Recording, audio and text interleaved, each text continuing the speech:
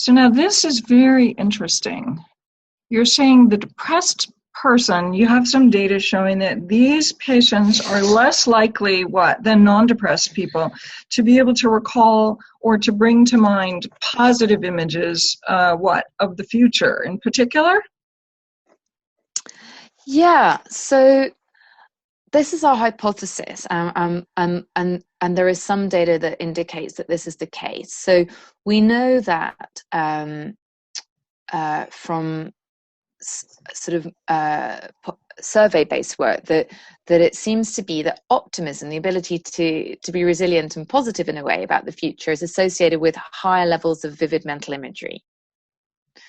And by the flip, one of the aspects that we're interested in depression is anhedonia, so the inability to feel positive affect.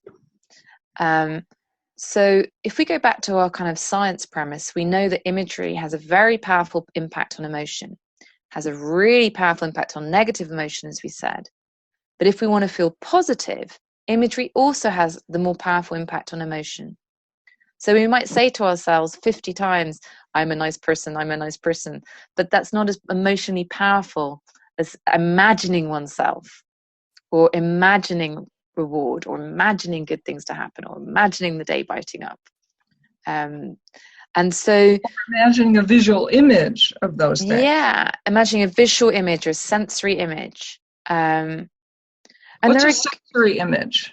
So a really interesting thing about mental imagery is that an image can be visual, but it can be in any sensory modality. So if I'm pre-experiencing the world, like I'm sampling and imagining my holiday, I'd love to come to California for holiday, for example. So if I'm imagining, the wonderful weather you have over there compared to Stockholm, yes, I might see a palm tree. I might feel the breeze on my cheek, a bit of sun. I might smell the ocean. And I'm encapsulating an as-if experience of the world.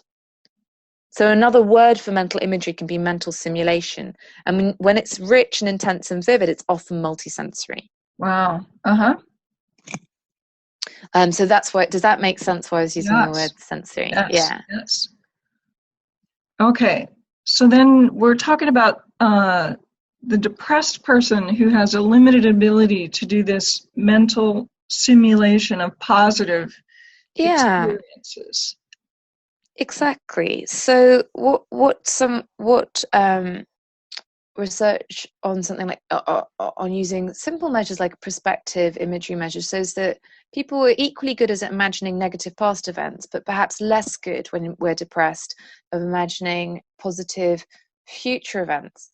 And I think that's really interesting because it's not something one would obviously necessarily assess or pick up, but it might have a quite big impact.